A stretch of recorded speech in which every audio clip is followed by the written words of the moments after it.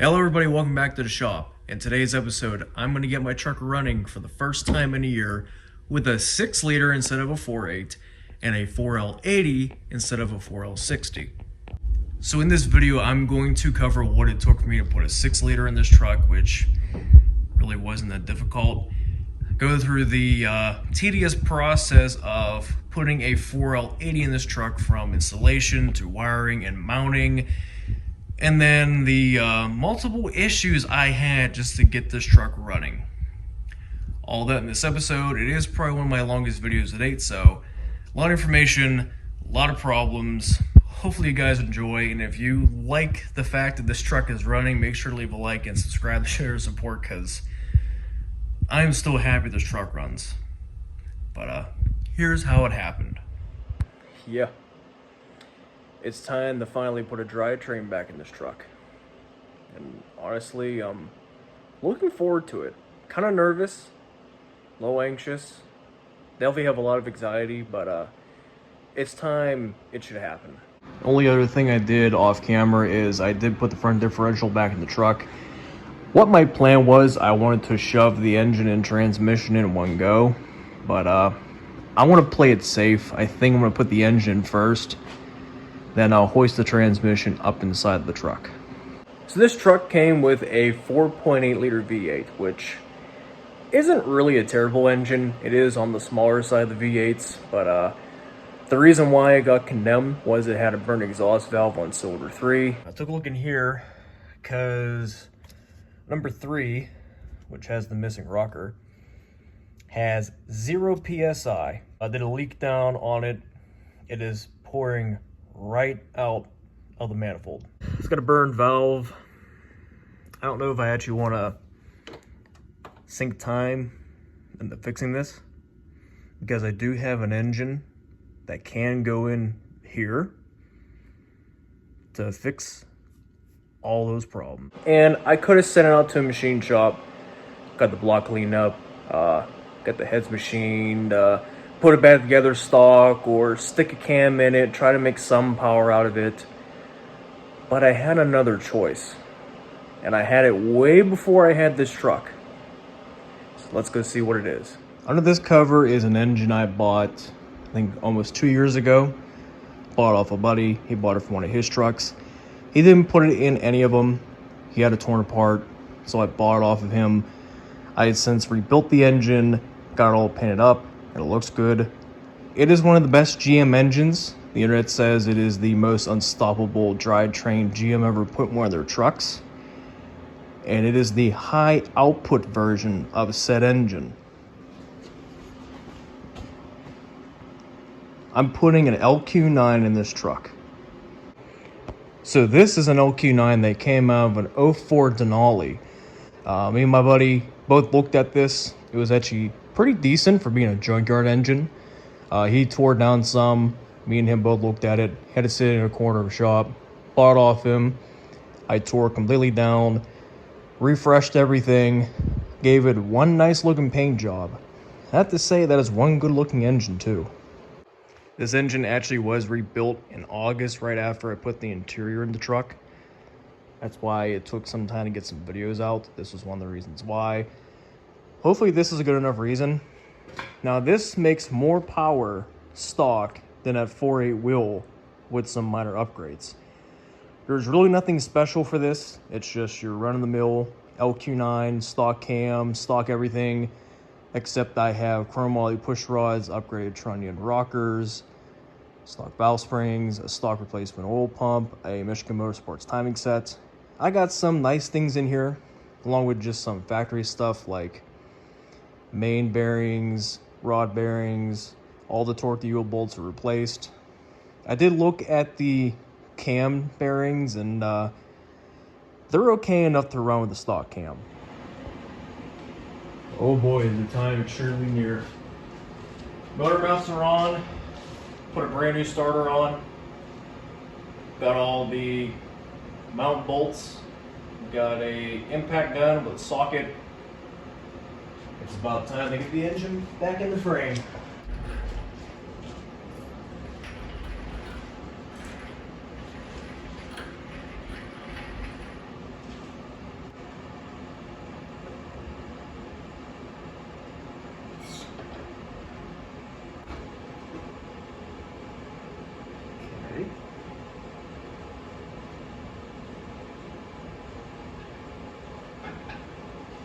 sitting on the mount on that side.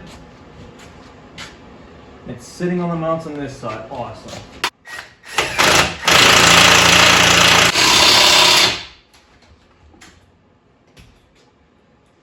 Okay. Like so. And that's all the weight off it.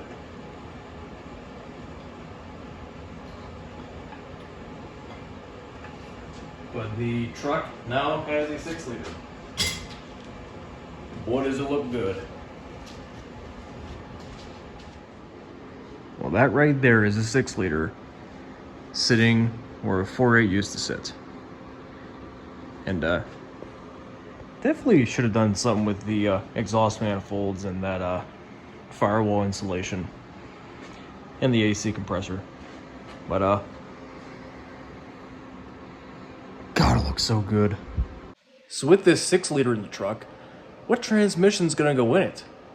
Now, like I said, this truck came with a 4L Slippy, or 4L60, that was blown.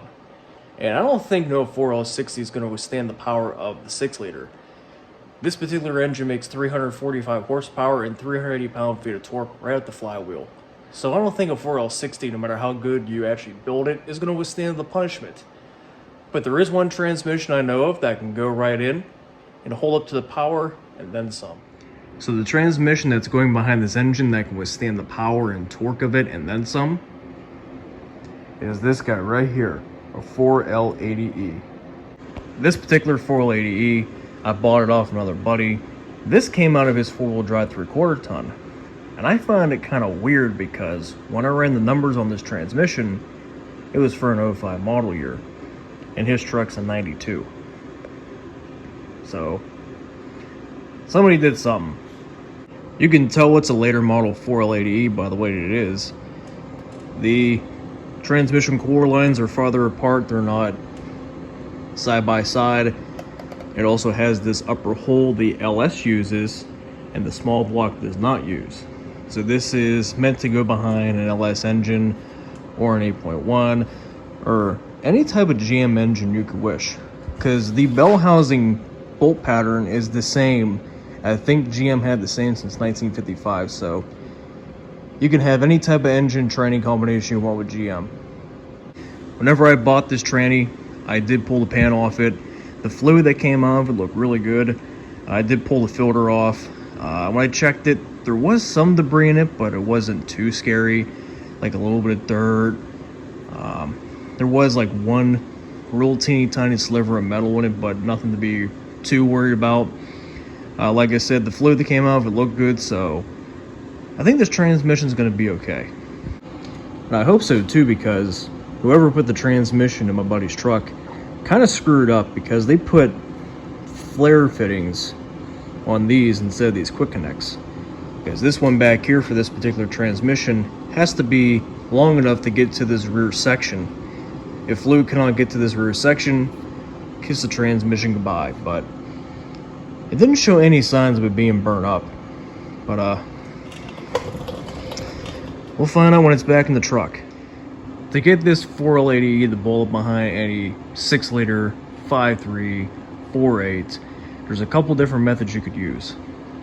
In my case, I'm going to be using the flat flex plate with a factory crankshaft spacer.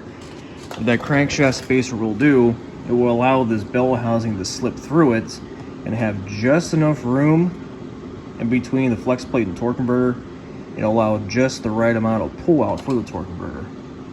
I've seen people run like a dished flex plate, which will work, but in my case, I have the flex plate and the factory crankshaft spacer, so that's pretty much all I'm going to use. And it just bolts right in place like any other GM transmission. When you get to the back, things get a little different. The 4L80 is 4 inches longer than a 4L60, so it will bolt up to the engine on this side, but all your length goes to the back. So you're going to need a specific type of transfer case spacer to work. The 4L80s and the 3/4 tons had a spacer probably about, I'm going to say, yay wide, and half-ton trucks have one maybe about yay wide, so gotta have that. I have it ordered, I have one coming. So after your transmission is bolted to the engine and your transfer case is bolted to the back of the transmission, you have to worry about the wiring aspect of it. The 4L80E has, in a two-wheel drive configuration, 2 speed sensors on the transmission case, and on four-wheel drive, 1 speed sensor as an input, one in the transfer case for an output for wheel speed. Anything in the back is always used for wheel speed, so you gotta worry about getting the correct wiring hooked up for this. You can get a adapter harness that'll switch the 4L60's pinout to a 4L80 and run an extra speed sensor wire. You can also repin the 4L60's wiring harness to work with a 4L80, or in my case, I have wiring for a 4L80. I had a wiring harness I actually stripped because my buddy needed it for something else, and his truck was a manual. So I took everything off the automatic side, he took the engine side. So I'm going to take the 4L80 wiring and I'm going to splice it in with my engine harness that is somewhere inside this box. So for wiring, I have the Prindle switch. I think they are the same between 4L60 and 80 on the Prindle side, so I don't think I need to change that. This is the 4L80's main plug. I ripped it off the harness, and when I did that, I labeled where the pin went, at what location, and what color the wire is. And I also have both the speed sensors. I think I'm just going to need this blue and red speed sensor. I'm not going to need the green and purple. But again, labeled where they need to go on both connectors. So yeah, I hopefully made my life easier, but it's not going to be fun repinning the wiring harness on the transmission side. But I'll show you guys how to do it. It's actually pretty simple. Alright, so I started working on getting the 4L80E wired up. Here are some pins I've already removed. These are from the 4L60's plug. Whenever I took this apart, I labeled where they went. This is the input speed sensor pigtail I'm working on right now. I'm just getting it slid into the green connector right now. The blue connector is right down here. I'm not touching it yet. But the way I have it laid out, it's simple. I do have a pinout guide. I am following alongside of what I did. So this is for the blue side. I'll replace that wire because I'm essentially removing the 60s plug and wiring up the 80s plug and also putting the speed sensor in. It's a little bit simple. You have to lift up on this little pink tab to remove the pin. Once you pull it out, it slides up in place. This is going to be a little difficult to show on camera, but all you can do is push that up. You'll lock into these plastic tabs. So I'm going to continue to wire the 80s plug up to this existing harness, and then we'll get it all taped up. After some time, this is the 4L60's transmission plug. If we follow the harness, I now have the new plug separate from the main harness, closely routed to where it goes, all the way down to here. There is that input speed sensor that seen better days. And then down along through here is the plug for a 4L80. So now this truck is completely wired for a 4L80. And after I get the wiring installed, get the loom on, get everything cleaned up, because this harness is in sort of sad shape, but it can be fixed. It'll look like nothing ever happened.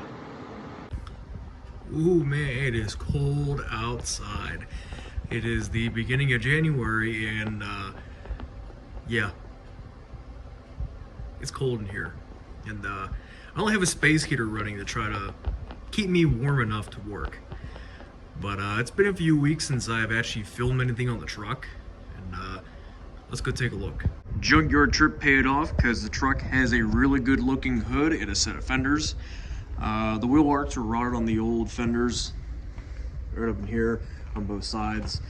These are probably the best fenders I've ever seen in a junkyard. Besides a couple dings here and there, and on the hood there's chipping that I'll discuss later on when I talk about bodywork. But yeah, that's one major change.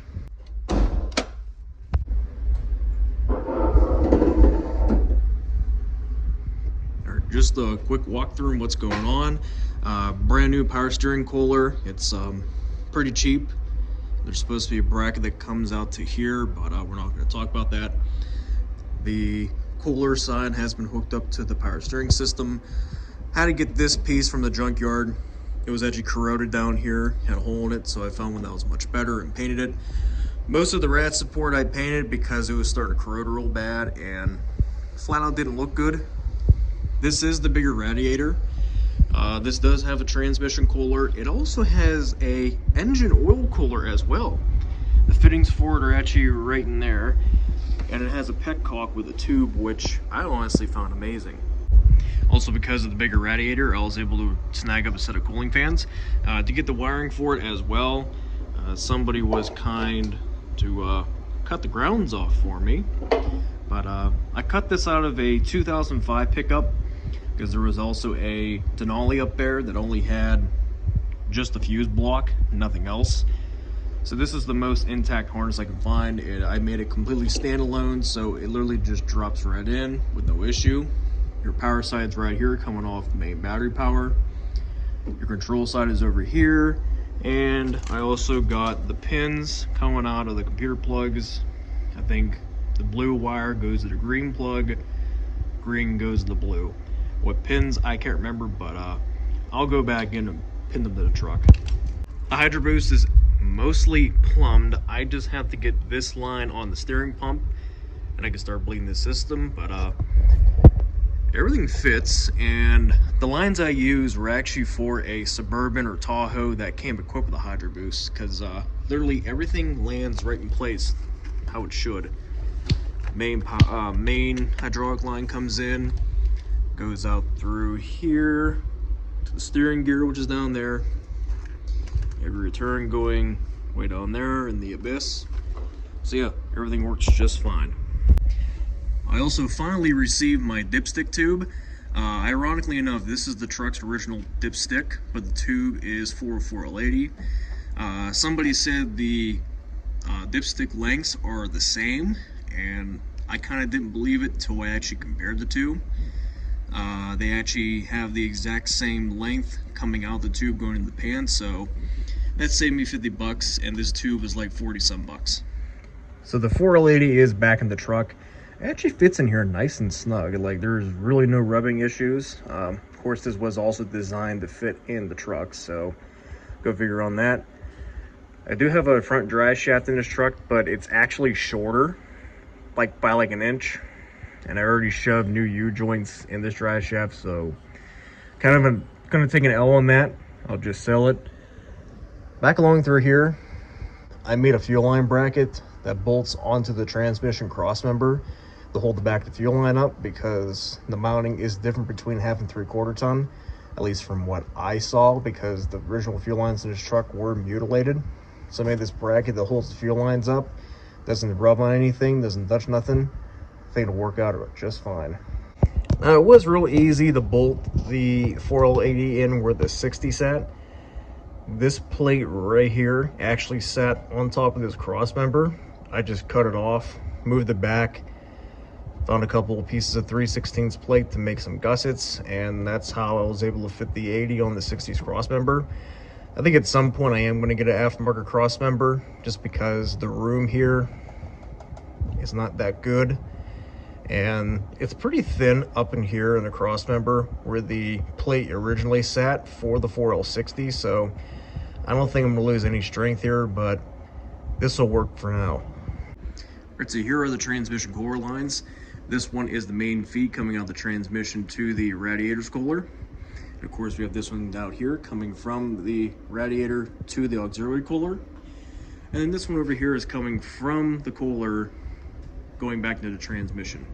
Now, since these are for a 1/2 ton and the 60 and 80 are different for the cooler line aspect, the 80 is a tad bit longer on the fitting. I bought this, like, it was a some sort of fuel line repair thingy on Amazon. It was 12 bucks. I already cut the ends off of it, and this is how I'm gonna make up my length. And to help me make that connection, I got a 5-pack of compression fittings, because I need to have 2 on this end of the pipe to make up the length, and I have to add another one right here to simply move that line over.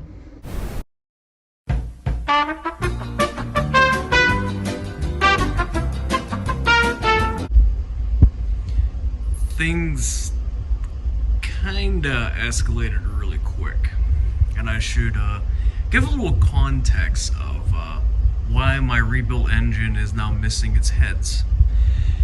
And that's due to the fact that there is a coolant leak right in a cooling jacket of the head by an exhaust manifold bolt.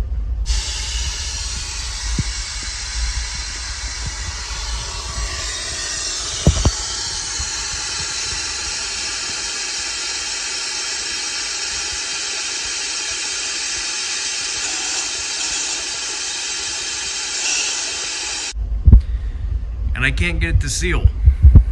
And I think if I could get it to seal, with it being next to an exhaust manifold, probably won't last very long. So, yeah, here I am. Another thing is, I don't understand why I decided to order half-ton transmission core line, because this is a 3/4 ton one, and obviously I don't have a router right, but this piece stands taller because the bodies are taller on them, but fits the 4L80 very well, but I'll talk about that later. But yeah, I got to this point, the heads are off. I'm gonna have to clean everything. It's actually not that bad because the engine was never ran, so there's no oil or coolant in this block. If there was, I wouldn't be in this situation right now, but yeah, you can actually see the inside of the engine. It's all clean. New rings. Yeah, everything's all clean in there. Alright, so these are the replacement cylinder heads. I bought these off a friend of mine. These were actually machined, like machined. The deck surface of the head was cleaned up a bit. I did have a valve job done, but I'm pretty sure they were bead blasted, not really hot tanked, because there's still a good amount of carbon in the intake runners. These were slightly ported a little bit. I didn't go crazy. I just wanted to open them up some, gasket match it, better flowing head. Really nothing too special. I think these are new springs, valve springs, but I'm not 100% sure. Everything got cleaned up real good. Everything got lubricated.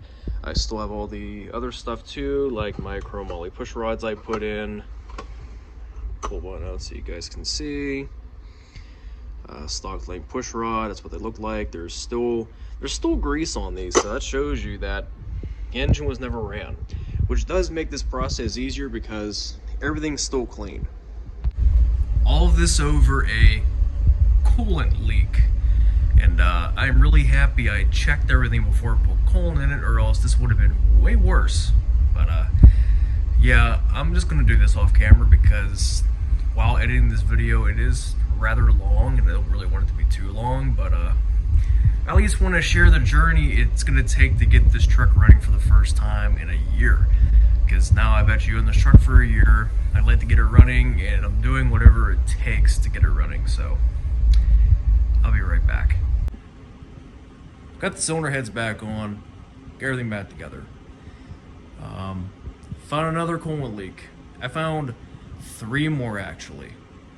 So I fixed the coolant leak on the cylinder heads. Then it was the heater core fittings that were leaking, so I replaced both of them and ran new hose. Then I thought everything was fine. Then the water neck and thermostat were starting to leak, so I replaced them, and then I thought I was in the clear. Then the coolant crossover tube was leaking, so I fixed 4 coolant leaks. Yes, there's coolant in the truck. It holds pressure enough. I had it going overnight one night, and I had a 15 pound, which is the max for this system, and it only dropped 1 pound, and when it dropped, the fluid level went up, so that's probably the total leaking. I'm gonna take that win. So that was the first debacle done. The second one was for the transmission cooling system, and I finally got that done. I'm going to show you what I had to do to get the transmission cooler and lines to fit in this truck. I can't remember if I showed this in any segment of this video, but This is my tranny cooler of choice, a 40K cooler. It's a big one, and I got it to fit. As you can see, the lines fit perfectly. I was watching one of my favorite YouTubers. It was LSX Matt on his series on Tahiti, and he actually used this exact same bracket kit for his Tahoe, and this is probably the best fitting aftermarket bracket ever for these trucks. The cooler went on with no problem. The kit went on with no issue. It is a direct bolt-on kit. The only thing I changed is I'm using different bolts and hardware for the cooler. And between the bracket and cooler, I have a rubber washer to try to isolate any type of vibration. And I have foam pads up here to further isolate any vibration. Also in part of that too, I think this hole down here was also for the ambient air temp sensor, but it rubs the condenser. So I made a little bracket that bolts right onto the power steering cooler. I enlarged this hole and put the sensor there and used one of my little zip tie wire clip thingies to hold it in place. Wires ran nice and neat. It's in there nice and firm.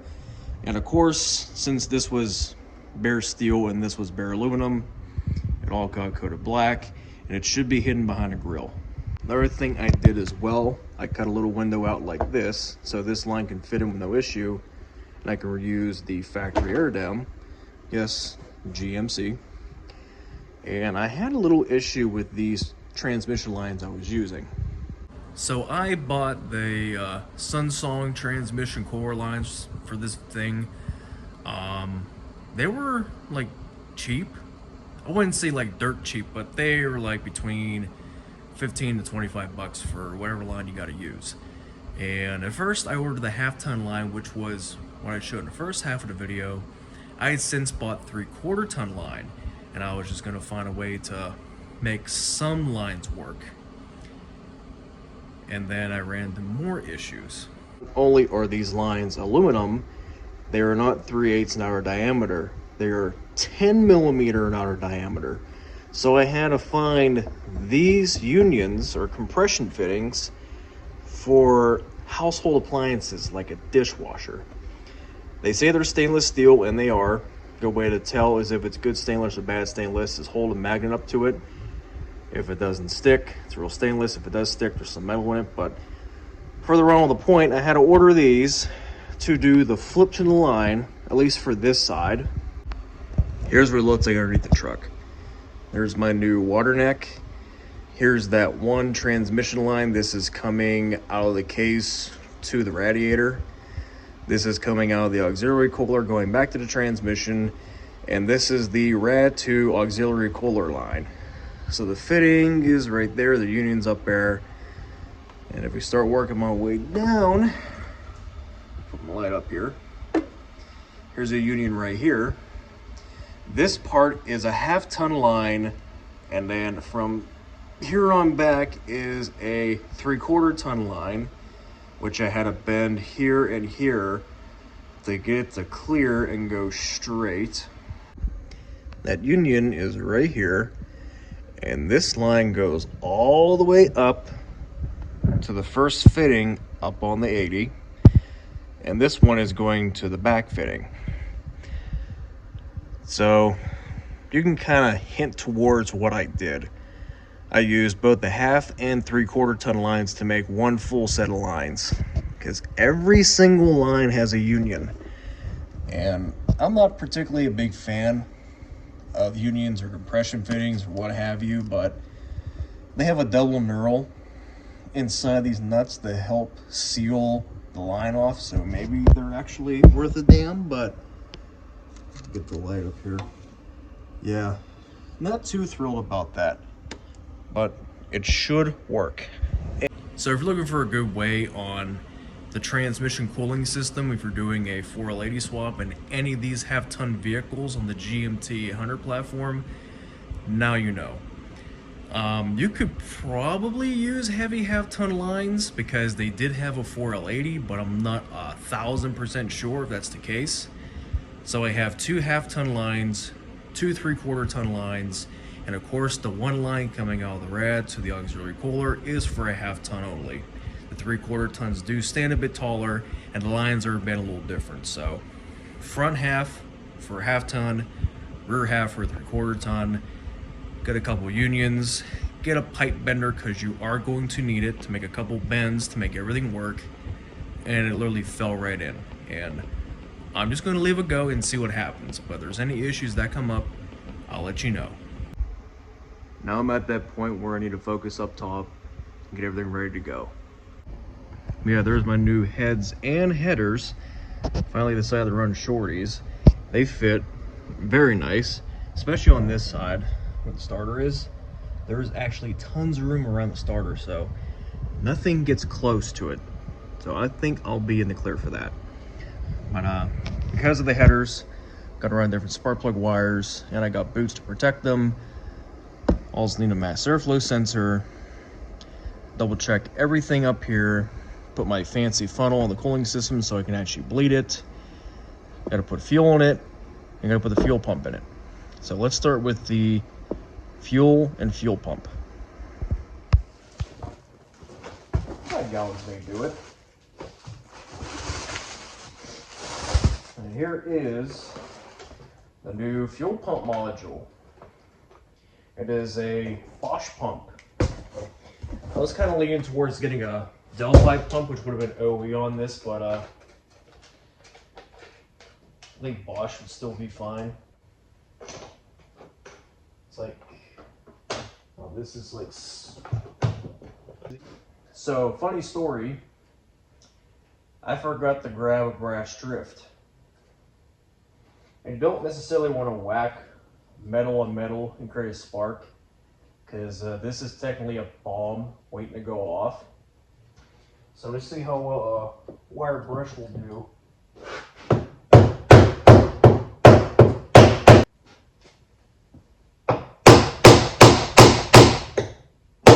Ow.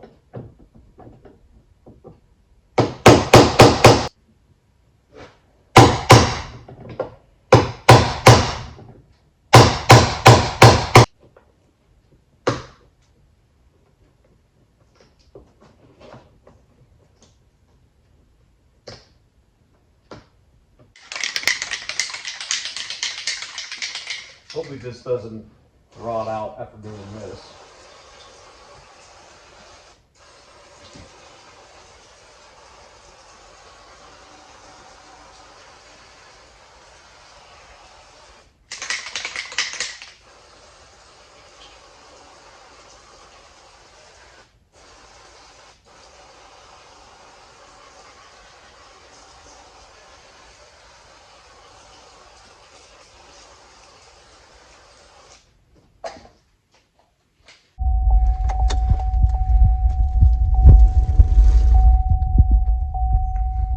Cool, it reads.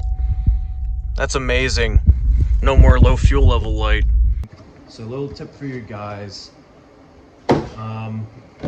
Don't be cheap when it comes to mass airflow sensors. Get an OE one. This is what OE specifies, at least for these trucks. I've had instances where you would put a mass airflow sensor in and it's cheap and the computer just doesn't read it right and it just causes issues. So get the right one, and also pay attention to the direction of flow, because there's going to be a flow arrow. So air is going that way, it's getting sucked into the intake.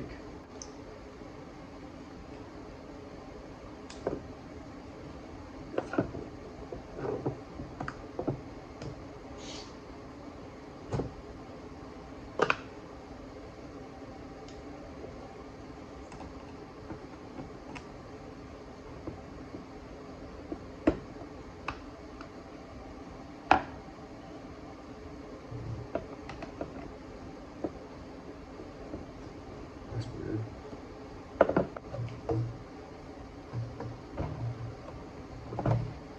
This is definitely not the truck stock intake tube. This actually came off my Yukon. And I kept it so I can keep my Yukon original when need be. And this is just temporary.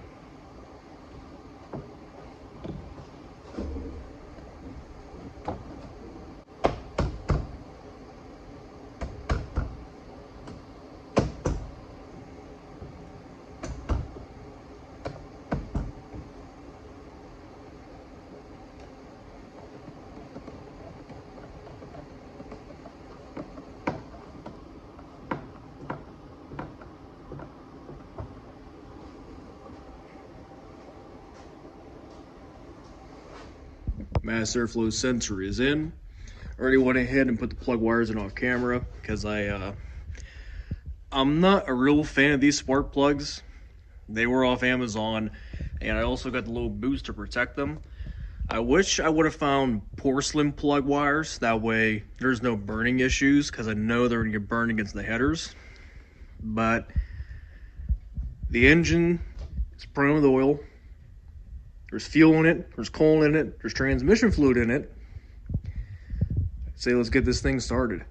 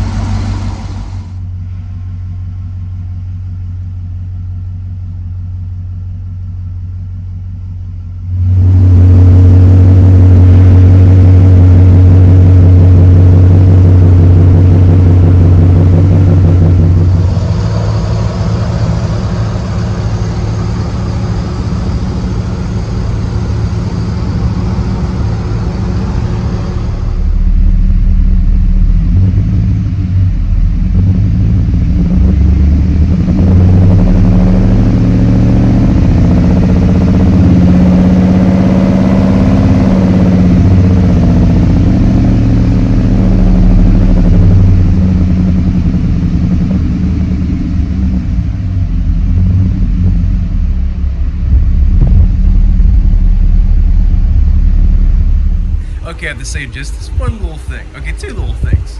One, this thing sounds really good. And two, I already did the initial braking on this engine. All the hard stuff was done. All I had to do this time was just turn the key and watch to make sure it wasn't leaking. I still have the fans going. I didn't hook them up to the computer yet for this exact reason, because the computer will do this on its own. It's just not configured for cooling fans just yet. This is just on low, and I can stick my hand literally right here in front of the big transcooler, and it's pulling air through, so yeah, it's pulling a lot of air without even trying, and it's just on low. Also check the transmission fluid too whenever it was actually at temperature. See if we can pull it out real quick, because the fluid that is in it doesn't look bad.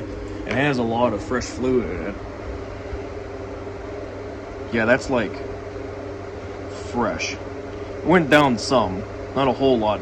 It's at the low hot line right now, so I'm completely all right with that.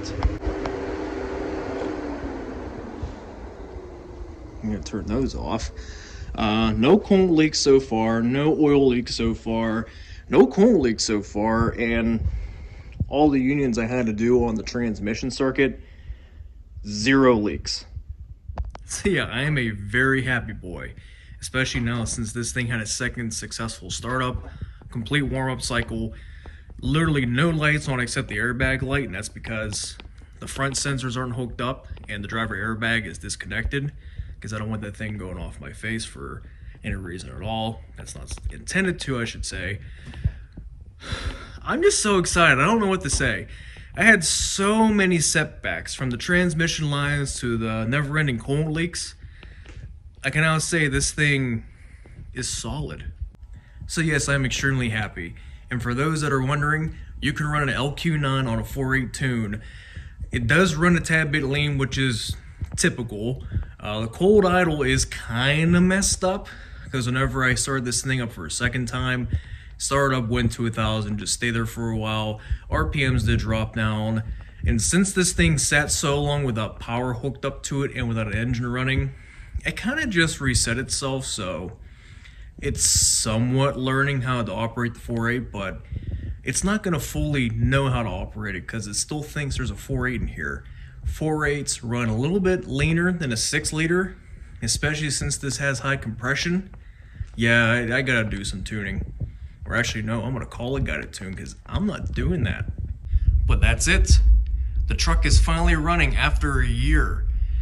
And like I said, can't be any happier. For the amount of setbacks I had, the many hurdles I had to jump through just to get to this point, it was worth it. It really was worth it.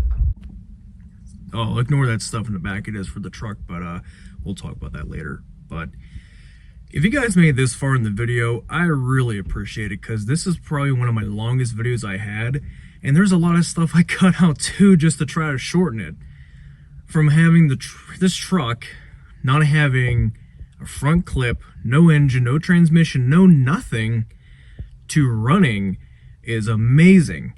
And I said I wanted this truck running by the end of February. It is the beginning of February. So I am actually a little bit higher in my goal set. So if you like this video, make sure to leave a like. If you have any questions about the 4L80 swap, the way I did it, how this engine ran the way it did, or so on and so forth, anything about this series, just ask down in the comments below. And if you like what you see and you want to show your support, you might as well subscribe, because the next time you see this truck, it's hopefully going to be driving. And once it's driving, we can finally do the body work, and once the body work is done, it can finally be on the road, and I honestly can't wait. And just by revving this thing a little bit, it's pretty spunky. Like, I don't know, like maybe it's just I'm used to driving a 5.3 every day, and now I have like a really good engine GM offering this thing, so yeah. So again, thank you so much for watching, and hopefully I will see you in the next episode where I get this thing driving. And that's going to be very scary knowing that it's going to drive, but I can't wait. See you guys next time.